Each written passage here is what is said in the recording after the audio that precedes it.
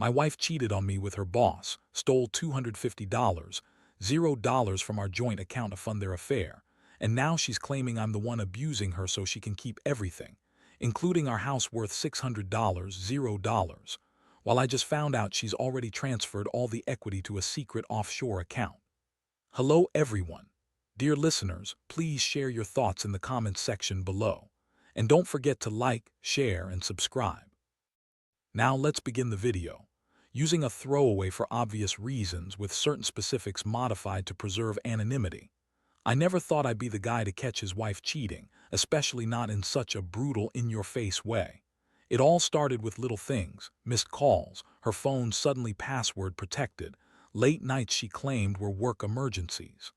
At first, I brushed it off. She's always been a bit of a bitch about her privacy, but I figured everyone has their secrets, right?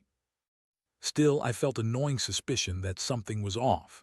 One day, I noticed her phone kept beeping at odd hours. I tried to look over her shoulder, but she'd always slide it away. Then, I saw a text pop up when she left her phone unattended, something about "can't wait tonight, babe, you're my best mistake." My stomach dropped. Who the hell says that? I didn't recognize the number. My gut told me to dig deeper, but I didn't want to jump to conclusions. I told myself I was imagining things, that maybe I was paranoid. But then I started noticing her behavior changing. She was more distant, avoiding intimacy, snapping at me over small things. She'd leave her phone lying around more often, and her stories about her boss started sounding less convincing. She'd say she was working late, but her stories about meetings never quite added up. She'd get defensive if I asked questions, calling me paranoid or insecure. It's funny how when you're in love, you want to trust your partner, but at the same time, every little thing feels like a red flag. I kept telling myself I was overthinking. Still, I couldn't shake this feeling that she was hiding something. One night, I decided to check her emails. I know it's invasive, but I was desperate for answers. I found correspondence between her and her boss, lots of flirty messages, plans for secret meetups, and even some suggestive photos. They were talking about the thrill, about how they could keep it hidden, and about making it work. I was stunned. My wife was cheating on me with her boss, Mark, and they'd been at it for months. That wasn't even the worst part. I found out she'd stolen $250, $0 from our joint account, money we'd saved for our future, to fund their affair. She transferred it all to some offshore account she'd set up without me knowing. I felt like I'd been punched in the gut. How could she do this? How could she betray me like that? The betrayal hit me hard. I felt like I was living in some twisted nightmare. She was the woman I loved and trusted, and she was out there screwing her boss, stealing our money, and lying through her teeth. I was furious, heartbroken, and completely numb all at once. I wanted to confront her right then and there, but I knew I had to be smart. I couldn't just blow up and make things worse. I needed a plan. That's when I started thinking about what to do next.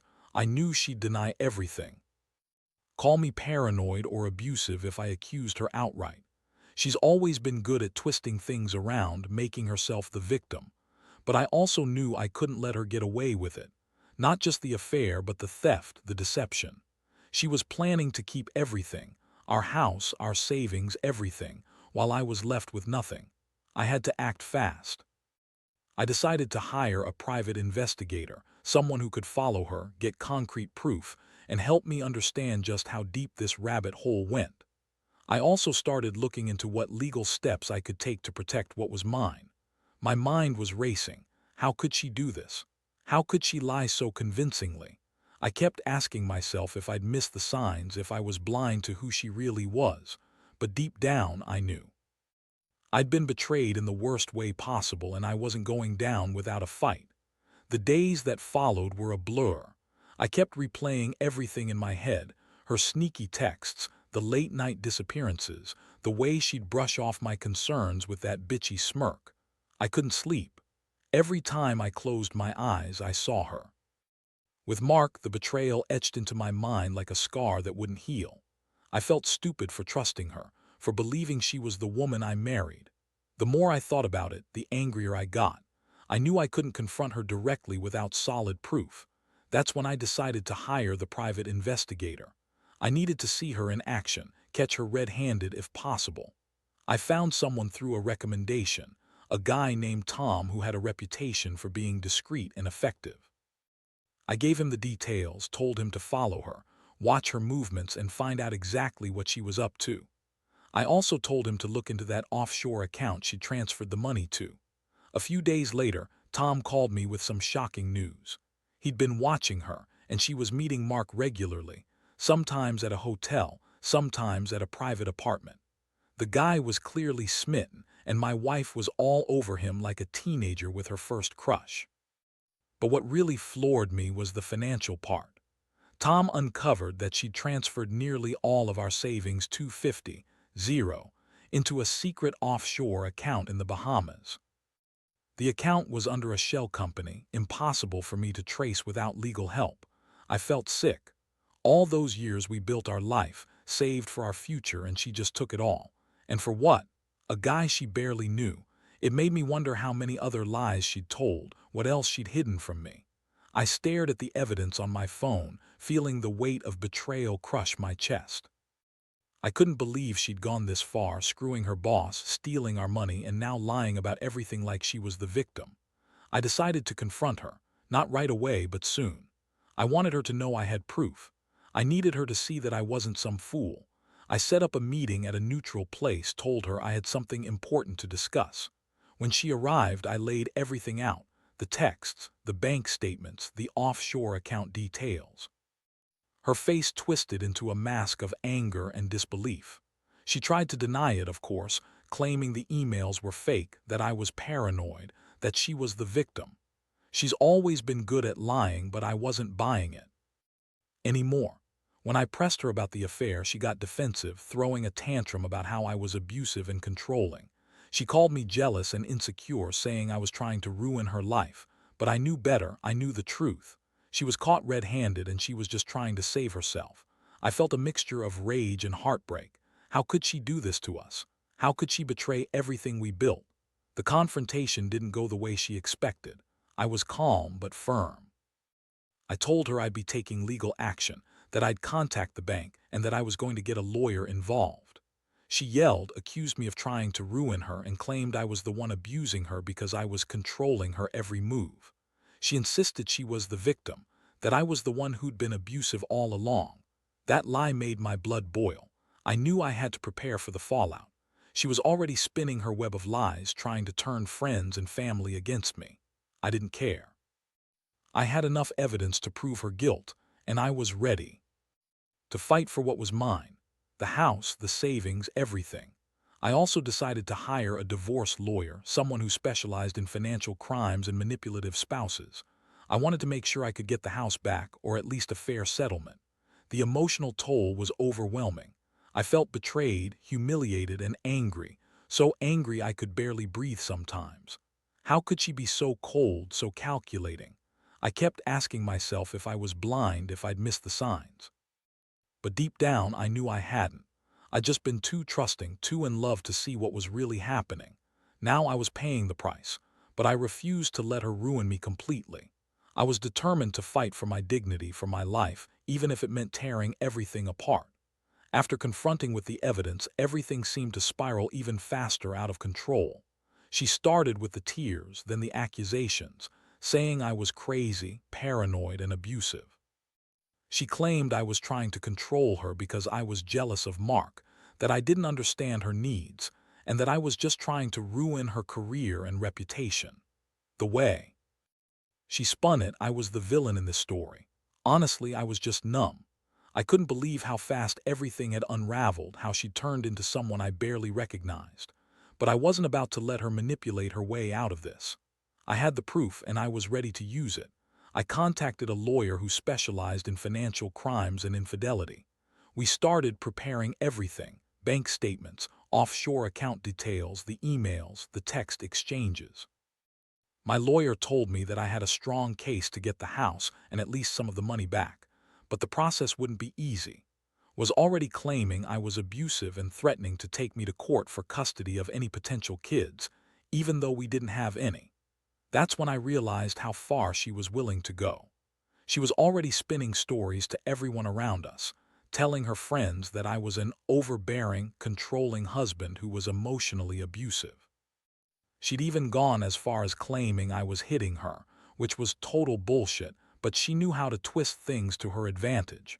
I could see her doing everything she could to paint herself as the victim, while secretly transferring her assets offshore, planning her escape, and probably already spending the stolen money.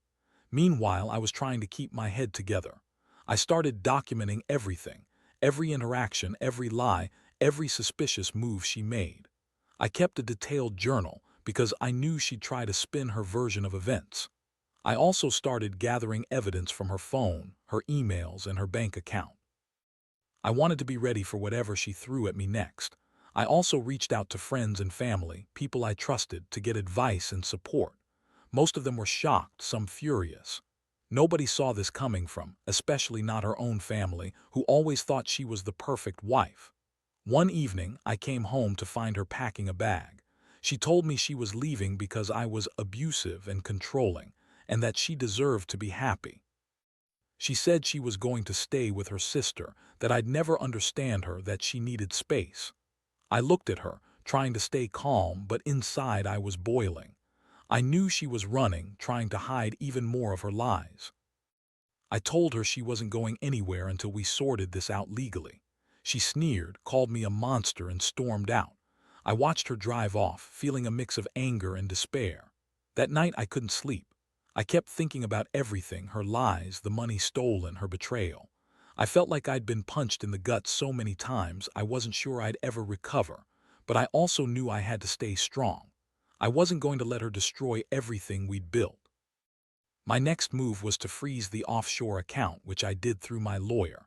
It was the right thing to do, but I knew she'd try to find a way around it. She was clever, manipulative, and totally ruthless when it came to protecting her own interests. The legal battle was about to begin, and I realized I was in for a long, messy fight. She'd brought her own lawyer, of course, one who was known for defending manipulative spouses. I had to be prepared for the worst. Meanwhile, I started cleaning out the house, putting my financial affairs in order, and trying to keep my emotions in check. I felt betrayed, humiliated, and angry, so angry I would sometimes just sit in silence for hours, staring at nothing. But I also knew I couldn't let her win. Not like this, not after everything. I wondered how she'd try to spin this to everyone else. She'd probably claim she was the victim, that I was abusive, controlling, and violent. She was good at playing the victim, but I knew the truth and I was determined to prove it. I wasn't going to let her walk away with our house, our savings, our life together. She was going to have to face the consequences of what she did, and I was going to make sure I got what I deserved, whatever that took. The weeks that followed were a whirlwind of legal filings, late-night calls with my lawyer, and endless meetings trying to piece everything together. Was still spinning her lies, claiming I was an abuser, that I'd always been controlling and violent, and that she was just trying to escape a terrible husband. She even managed to get a temporary restraining order against me, which she used to paint herself as the victim to friends and family. It was infuriating to see her manipulate everyone around her, twisting the truth to fit her narrative. Meanwhile, I was busy gathering more evidence. I hired a forensic accountant to trace every penny transferred offshore, and it turned out she'd hidden even more than I initially thought. Several luxury watches, jewelry, and a secret stash of cash in a safety deposit box. She planned this for months, I realized. It was calculated, cold, and ruthless. She knew exactly what she was doing. I felt a mixture of disgust and helplessness. I'd loved her for so long, and now I was facing the reality that she was capable of something so cold-blooded. The house, which was worth around $600, was still in her name, but I found out through my lawyer that she'd already transferred the equity into a secret offshore account. It was like she'd already made her escape plan. I looked around our home, and it hit me how much of our life was just gone. All those memories, all that love, overshadowed by betrayal. It was hard to accept that she was willing to walk away with everything, just to be with Mark and keep her new life hidden from me. At the same time, I started to realize the emotional toll this was taking on me. I was angry, of course, furious that she'd stolen from us, cheated, and lied so effortlessly. But underneath that anger was a deep sadness. I kept asking myself what I'd done wrong, how I missed the signs, why I hadn't seen it coming. It's such a helpless feeling, knowing someone you loved so much could turn into someone so cold and calculating. I'd trusted her, and she'd used that trust against me. I also knew I needed to prepare for the worst. She was already claiming I was abusive, trying to turn friends and family against me. I started documenting every interaction, every text, every accusation she made. I kept a detailed journal because I knew she'd try to spin this in court. I also reached out to a counselor, not because I believed her lies, but because I needed someone to talk to, someone who could help me process all this chaos. I couldn't let her control the narrative entirely. The day she officially filed for divorce, I felt a strange sense of relief mixed with dread. It was the beginning of the end, I knew, but I also saw it as an opportunity to finally put this nightmare behind me and rebuild. I refused to let her win, even if she thought she was going to walk away with everything. I was determined to fight for what was rightfully mine, our house, our savings, our dignity. In court, she played the victim perfectly, crying, claiming I'd been emotionally abusive, that I'd hurt her, that she was just trying to escape a terrible marriage. Her lawyer was good. She knew exactly how to push the right buttons. But I had the evidence, and I was ready to show everyone what she'd done. I saw the looks on the judge's face when I presented the bank statements, the offshore account details, and the emails. It was clear she was trying to manipulate the system, but I was prepared. As the proceedings dragged on, I couldn't help but feel a sense of emptiness. I'd loved her, trusted her, built a life with her. And now she was trying to destroy it all just to run away with her lover and the stolen money. I wondered if I'd ever truly recover from this betrayal. The anger still simmered beneath the surface, but I was learning to channel it into fighting for what I deserved. I knew I couldn't undo what she'd done, but I could at least make sure she paid the price for her lies and greed. The court dates came and went, each one revealing more of how far was willing to go to protect her new life. She continued her act of being the victim, crying, claiming I'd been controlling and abusive, trying to turn everyone against me. She even hired her own lawyer, a slick guy who seemed to specialize in defending manipulative spouses, which only made me more determined. I had my evidence, and I knew I had the truth on my side. Still, it was exhausting, every hearing, every deposition, feeling like I was fighting not just her but a system that sometimes seemed to favor the manipulator. Meanwhile, I worked tirelessly to build my case. I had forensic accountants digging through every financial record, tracing the offshore account she'd hidden the assets in. It turned out she'd transferred not just money, but also valuable jewelry and some luxury watches into anonymous shell companies. She planned this escape meticulously. She'd even set up fake identities for herself, trying to cover her tracks. Every new piece of evidence made it clearer. She'd been planning to leave me with nothing for months. One of the most shocking moments was when I found out she'd already transferred the house's equity, worth around $600, $0, into a secret offshore trust. I couldn't believe it. She'd been so brazen about her lies, so cold in her calculations. She'd already made her escape plan, and I was just discovering it now. I felt like I'd been punched in the stomach all over again. How could she do this? How could someone I loved turn into such a ruthless con artist? The emotional toll was heavy. I'd go from feeling furious to feeling numb, then back again. I'd look at photos of us from happier times and wonder how I'd missed the signs. I kept replaying every moment, trying to find where I went wrong, but deep down, I knew it wasn't my fault. She made her choices, and she'd done it all deliberately. I was furious at her, but I also felt betrayed by myself, trusting her so blindly, believing she was the woman I married. Despite everything, I refused to give up. I had to fight. For my rights, for my future. I knew she'd try to accuse me of abuse again, so I documented everything, every interaction, every accusation, every lie she told. I kept a detailed journal and stored all the evidence securely. I also hired a private investigator to keep tabs on her, just in case she tried to run again or hide assets. I wasn't going to let her get away with this. The final hearing was intense. His lawyer tried every trick in the book, claiming I was violent, unstable, trying to sabotage her life. But I stood firm. I presented the evidence, proof of the offshore accounts, the transfer of the house's equity, the emails, and the secret assets. The judge listened carefully, and I could see the wheels turning. It was clear his lies weren't holding up anymore. The courtroom was tense, and I felt a strange mixture of relief and exhaustion. In the end, the judge ordered the house to be sold, with the proceeds split fairly. The offshore accounts were frozen pending investigation. Claims of abuse were dismissed, and I was awarded a significant portion of the stolen assets. It wasn't complete justice, but it was a start. I felt a strange sense of closure, knowing I'd fought for what was rightfully mine. But even with the legal victory, the emotional scars remained. I was left wondering how someone I loved could become so cold, so calculating. I learned a hard lesson about trust, about how appearances can be deceiving, and how dangerous it is to ignore the red flags. I also learned that sometimes, the only way to truly move on is to face the pain head-on and fight for your future.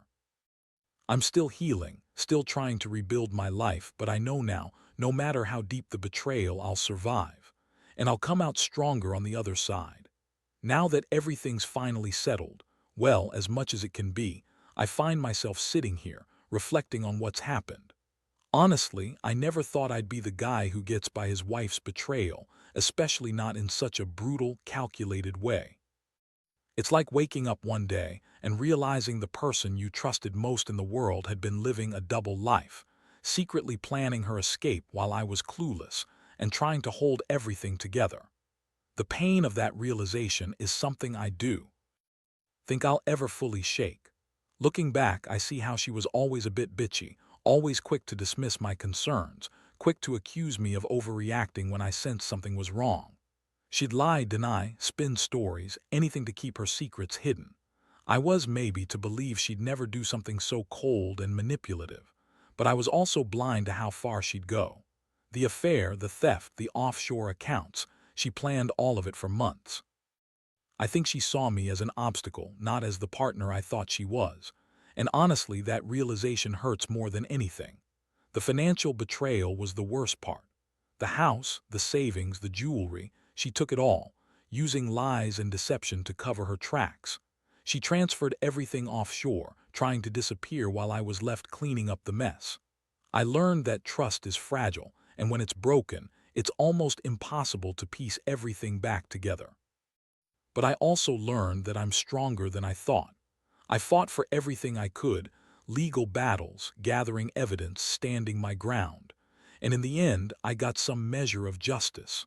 I won't pretend I'm completely okay.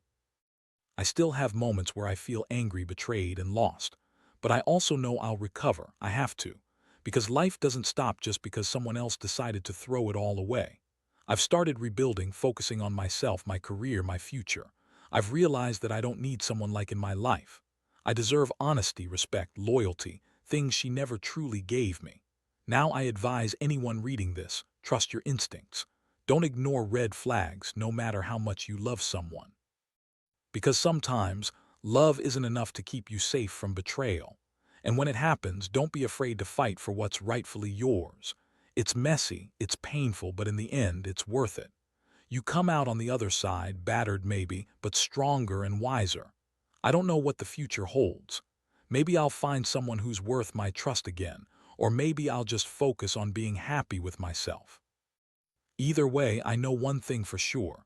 Betrayal teaches you who your real friends are, what you're capable of, and how to stand tall even when everything around you is falling apart.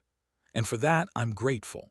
Because I'm still here, still fighting, still moving forward, and that's what matters most.